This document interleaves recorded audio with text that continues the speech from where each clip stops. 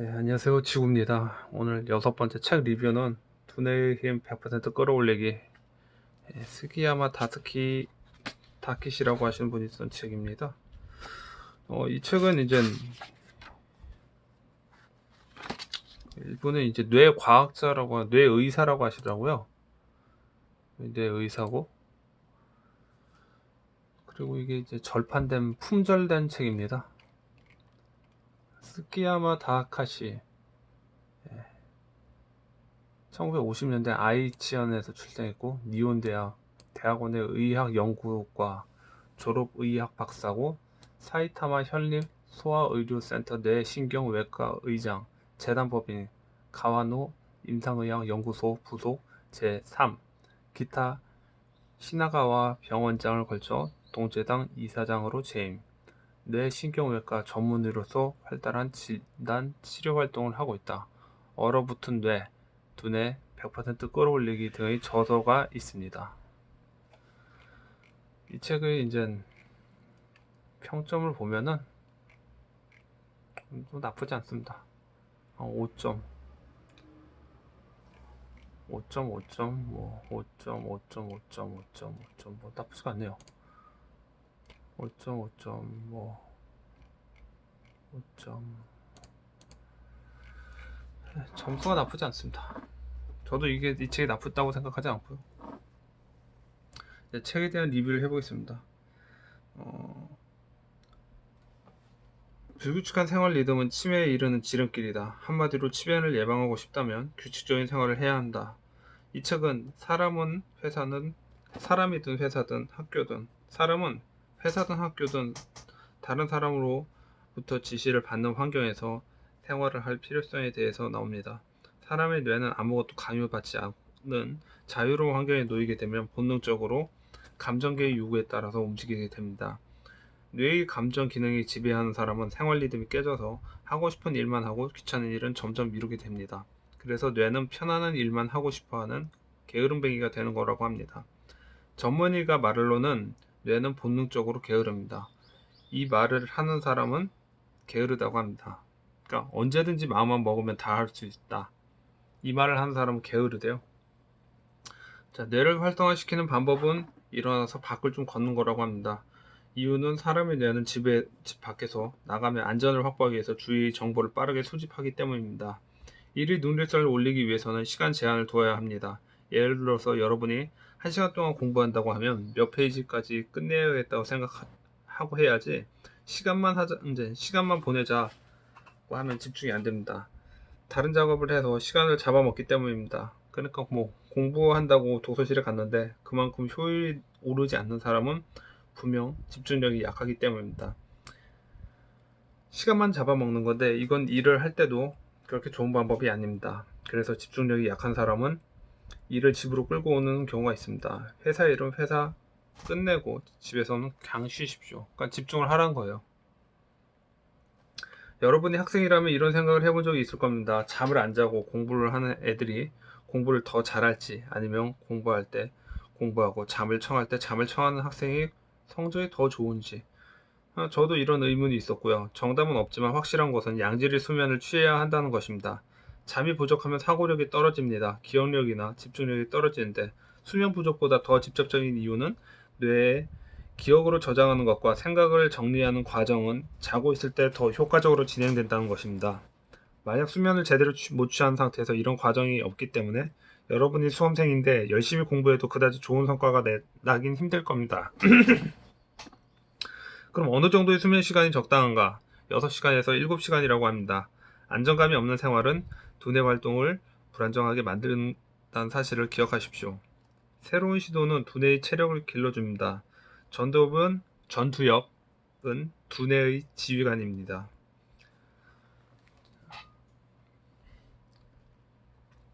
전두엽에 떨어지면은 지식이나 경험이 풍부해도 그것을 합리적으로 조합해서 생각하고 행동하는 움직임이 둔해진다. 많은 지식을 갖고도 그것을 활용하지 못하는 사람들은 전두엽의 능력이 떨어져서 그렇다고 합니다. 저도 아는 게 많은데 결과가 그다지 좋지 않은 거 보니까 전두엽 능력이 떨어지는 게 아닌가 생각이 듭니다. 그렇다면 전두엽이 떨어지는 사람들은 어떤 반응을 보이는지 볼까요? 전두엽이 능력이 떨어지는 사람은 귀찮은 것은 하기 싫어하고 무조건 편해지려고 하고 다른 사람에게 맡기고 싶어하는 뇌의 본능적인 욕구에 따라 움직이게 됩니다. 그래서 본인이 나서서 일을 안 하고 타인을 시켜서 일을 시키는 사람들은 전두엽 능력이 떨어진다고 보면 됩니다. 그럼 전두엽 능력을 하향시키는 것은 무엇인가? 뇌의 기초 체력은 일상적인 일들을 귀찮게 생각하지 않고 묵묵히 나가는 과정에서 다져지는데 현대인에게는 일상생활에서 체력을 강화시킬 수 있는 기회가 점점 줄어들고 있습니다. 예를 들면 힘든 일은 가전제품에게 맡기거나 직접 음식을 조리해서 먹지 않고 패스트푸드를 사 먹는 경우가 그런 경우라고 합니다. 한마디로 전두엽의 힘을 키우는 방법은 일상생활에서 귀찮은 일을 묵묵히 처리하는 것입니다. 그래서 젊어서 고생은 사서도 한다는 말이 있는데 이 말대로 한 사람은 전두엽이 개발되어 힘들고 귀찮은 일도 묵묵히 해 나갈 수 있는 내성이 생긴 사람이 아닐까 저는 그렇게 생각합니다. 자신의 일상을 피하지 않고 엄격히 관리해라. 그래야 어려운 문제도 피하지 않는 내성이 강해진다. 이 책의 핵심의 일부분은 잡다한 일은 뇌의 체력을 길러주는 매우 중요한 것입니다. 언제 어디서든 계속해서 명령을 내려야 하는 전두엽이 체력이 떨어지면 큰 문제를 해결하고 싶어도 도중에 귀찮아지거나 어려움을 이겨내지 못해서 스스로 포기하게 됩니다. 그래서 나는 사소한 일도 잘해야 한다고 생각합니다. 그럼 전두엽 역할은 무엇인가? 선택, 판단, 구성입니다. 인간은 복수의 선택 상황이 있을 때 어느 것이 좋은 선택을 하고 어떻게 처리할 것인지 결정하기 위해 판단하고 이러한 선택과 판단을 토대로 사고와 행동을 종합하는 구성을 통해서 다양한 방향으로 실행하고 전두엽의 지시에 따라서 몸을 움직이게 됩니다. 그래서 전두엽이 잘 발달된 사람은 어떤 상황이든 효율적인 판단을 하게 됩니다. 머리 이쁜 여자들이 수많은 남자들에게 대시를 받지만 그 여자들이 다 좋은 남자랑 교제하지 못하고 등신 같은 남자들과 교제하는 것은 아무래도 선택과 판단과 구성 능력이 떨어져서인 것 같습니다. 물론 이런 것은 사업을 할 때도 중요한 것입니다. 전두엽이 떨어지는 사람은 정리하는 능력이 떨어져서 방이 엉망진창입니다. 제가 존경하는 형님은 집을 놀러 간 적이 있는데 그 형 집이 너무 깔끔해요. 주식을 잘하는 형님인데 그 형님 하는 말씀이 자신은 지저분한 곳에서 집중이 안 된다고 합니다. 그리고 그런 장소를 싫어한다고 합니다. 끝없이 공부해야 하는 주식시장에서 그 형님은 많은 정보를 정리해야 하기 때문에 자신의 주변 환경도 정리가 잘 되어야 한다고 생각한 것 같고 실제로 몸이 배어 있어요. 전두엽이 잘 발달하면서 일단 전두엽을 발달하고 싶다면 일단 방 청소부터 하는 것이 최고인 것 같습니다. 여기서 의문이 듭니다. 집안일을 잘하는 엄마와 갓 사회에 나온 그 엄마의 딸, 과연 누구의 전두엽이 더 잘 발달되어 있을까요? 저자는 말합니다. 치매가 찾아오지 않을까 걱정한 사람들은 먼저 적극적으로 집안일을 시작해 보라고요. 전두엽의 체력을 유지하는 데 효과적이라고 합니다. 모든 집안일을 아내에게만 맡기던 남편도 집안일을 해야 합니다. 집안일은 뇌 기능을 향상시키고 유지하는 데 효과적인 두뇌 트레이닝 방법이라고 합니다. 익숙하지 않은 집안일을 하다 보면 그것이 뇌를 활성화시키고 효율적으로 사용하는 과정의 연속이라고 것을 깨닫게 될 것이라고 합니다. 이 내용을 봐서는 아내와 남편이 가정주부를 쓰지 않고 집안일을 해야 하는 이유입니다. 가정일 전용 어플을 사용해서 4시간 동안 일시키고 3만원 주지 말고 집안일을 하세요. 직업도 없는 아내가 집안일 하기 싫고 가정주부를 쓰겠다고 하면 애가 없는 상황이라면 이혼을 하세요. 여기서 하나도 의문이 생깁니다. 자, 택시기사들은 치매가 있을까요? 제가 택시기사인데 제 주변에는 노령의 택시기사는 치매가 없었습니다. 물론 알코올성 치매나 뇌출혈로 인한 치매가 있기는 했지만 선택, 판단, 구성, 길을 찾는 방법도 이런 경우이니 없는 것 같습니다. 이건 뭐 제 개인적인 생각이라서요. 자, 한 사람이 처리할 수 있는 업무량은 한계가 있습니다. 그럼에도 불구하고 막대한 양의 업무량을 능숙하게 처리한 사람과 그렇지 못한 사람의 차이는 무엇일까요? 꼭 이런 인간이 있죠. 자기 일을 굉장히 잘하는 사람이에요. 이런 사람의 차이는 저도 의문이 있었지만, 자, 이런 사람은 뇌 명령권자인 전두엽의 강한 체력과 두뇌 회전력 그리고 자신을 통제할 수 있는 규칙을 가지고 있는가 없는가의 차이점이라고 합니다. 이 책의 저자는 우리에게 말합니다. 인간은 사회의 구성원이 되어 살아가기 때문에 동시대의 사람들이 이용하는 편리한 도구를 능숙하게 사용한 것도 중요하다. 그러나 아무 생각 없이 그러한 흐름에 편승해서 반사적으로 행동하는 사람이 되어서는 안 된다. 자신의 뇌를 사용해서 행동하고 자신이 만든 규칙에 따라서 실천할 수 있도록 노력해야 한다. 그렇게 해야 뇌 기능이 떨어지지 않습니다. 디지털 사회에서 여기에서 제안을 한 적이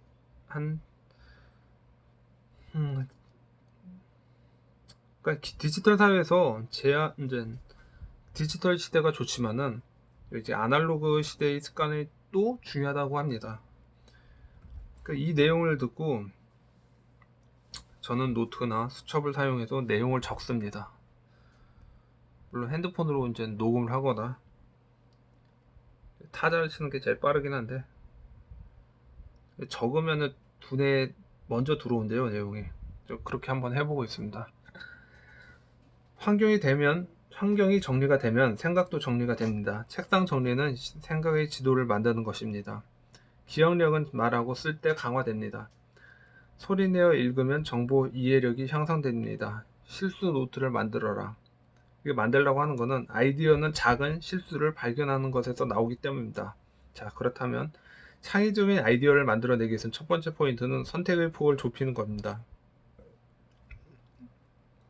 뇌는 선택의 폭이 넓으면 효과적인 선택과 판단을 하기 어렵습니다. 먼저 어느 정도 문제 해결의 목표를 설정한 다음 선택의 폭을 좁혀야 합니다. 그렇다면 창의력을 높이려고 하면 기록을 해야 합니다. 새로운 아이디어가 나와도 기록하지 않는다고 하면 무의 상태로 돌아가기 때문입니다. 자, 여기까지가 이제 두뇌의 힘 100% 끌어올리기 책 6번째 리뷰입니다. 제가 이제 간단히 이제 제 서평을 좀 해볼게요. 제가 이제 택시 손님으로 어떤 남자분을 태웠어요. 남자분을 태웠는데 그분이 목동에서 27살 분인데 목동에서 학원 강사를 하시는 분이에요. 그런데 학원 강사분인데 저는 어렸을 때 공부를 너무 못했습니다. 공부 잘하고 싶었어요. 근데 못했어요. 공부해도 안 되는 애들 있잖아요. 물론 그거에 대한 이유가 있긴 했지만 그래서 제가 물어봤습니다. 그 목동 학원 선생님한테. 근데 그분이 27인데 아직까지 군대를 안 갔어요. 왜 군대를 안 갔냐고 물어보니까는 20살에 공부를 잘해서 학원에서 아르바이트로 학원 강사를 했는데 돈을 너무 많이 벌어. 너무 잘 버니까는 그냥 학원 강사 하는 게 나을 것 같아. 그래서 학원 강사를 하게 됐다고 하더라고요. 근데 군대를 미루가 보니까 27살이 돼도 군대를 못 갔는데 이분에게 제가 물어봤어요. 이분은 7년 된 목동 학원 강사 선생님입니다. 제가 물어봤습니다. 연애를 안 하고 공부에만 몰입하는 애가 스카이를 갈까요? 아니면 연애도 하고 이런 애가 스카이를 갈까요? 물어봤는데 의외의 반응이 나왔습니다. 연애도 하고 그런 애가 스카이를 간다. 연애만 하지 말고 공부만 파는 애는 스카이를 못 가나요? 어떤 애들이 연애를 하는 애들이 스카이를 가나요? 연애를 않고 공부만 파는 애들이 스카이를 가나요? 근데 자기의 학원 수강생들에게 말했던 결론은 7년 동안 있는 기록은 연애를 했던 애들이 스카이를 간다고 합니다. 이거 그러니까 컴퓨터를 계속 돌리면은 과부하만 생기지 일 처리 능력이 좀 딸릴 수가 있으니까 적당한 휴식도 중요하다는 겁니다. 그리고 제가 뇌에 관한 책을 또 한 번 봤는데 그게 왜 이렇게 될까라는 걸 좀 생각을 해보니까 인간의 뇌에는 시냅스라는 게 있습니다. 감정을 느끼면은 이게 굉장히 연결되죠. 그러면 기억의 공간, 이제 기억을 저장할 수 있는 공간이 늘어나는 겁니다. 감정이라는 게 새로운 걸 보거나 새로운 경험을 하거나 뭐 슬플 때 뭐 이런 것도 있고 쾌락을 느낄 때 뭐 이럴 때도 늘어나는 것 같아요. 그러니까 이게 좀 많이 늘어난 사람들은 저장 능력이 높기 때문에 학습 능력이 높은 것 같습니다. 이건 제 개인적인 생각이고요. 예, 오늘 6번째 책 리뷰 두뇌의 힘 100% 끌어올리기입니다. 지금 제가 말한 거는 책의 일부분인 내용이에요. 100% 제가 다 리뷰는 안 할 겁니다. 왜냐하면 이제 나머지 부분도 이제 여러분들이 읽어야 하는 숙제고 제가 뭐 책을 100% 리뷰하는 것보다 이 책을 보면서 이제 의문점이랑 내가 느꼈던 점에 대해서 이야기할 겁니다. 예, 오늘 여기까지입니다. 구독과 좋아요와 댓글 좀 남겨주세요.